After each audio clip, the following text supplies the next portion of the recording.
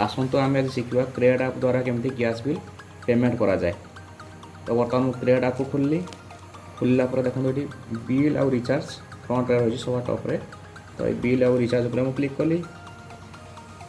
Click कलापर किसी एमती due मोर देखा पेंडिंग ड्यू।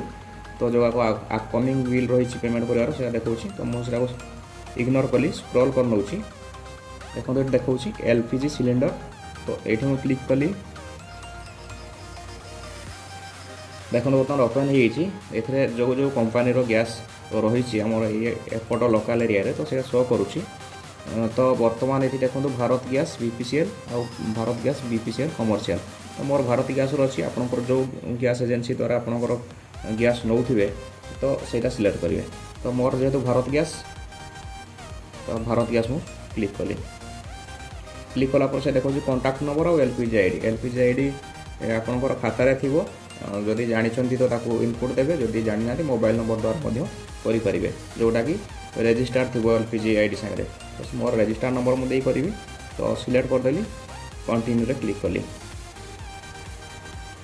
बर्तमान तो मोबाइल नंबर मागुची मोबाइल नंबर देखो तो बर्तमान देदेली देलापर कंटिन्यू रे क्लिक कली।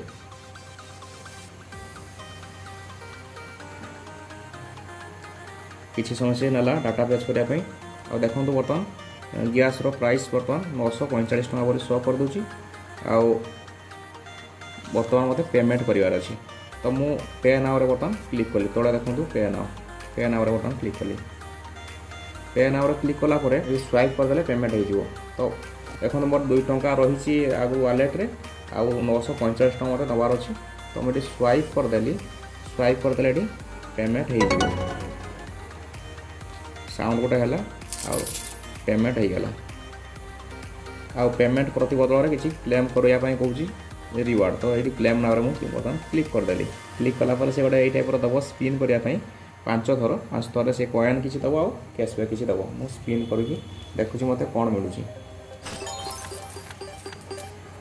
फास्ट स्पिन ले 209 नेक्स्ट टंकाटे कैशबैक मिलला। नेक्स्ट कॉइन मिलला टंकाटे मिलला बाकी सब कॉइन मिलला। ठीक अच्छे तो लेट इट एमर किसी मतलब जाएनि जब बेसी टंका मिलता बा कॉइन मिली न मिलिक जब आम टंका मिलता ताला इन फ्यूचर आप रिचार्ज करने काम लगे पारते। बैक हो देखो बर्तमान मोर क्रेड फ्लाश रो जो बैलेंस थिला तो सी खर्च हो शो कर देखो मोर लिमिट आउ 9150 टका रहा बोली जहाँकि बिल जेनरेट हो आमर 1 अक्टोबर रे।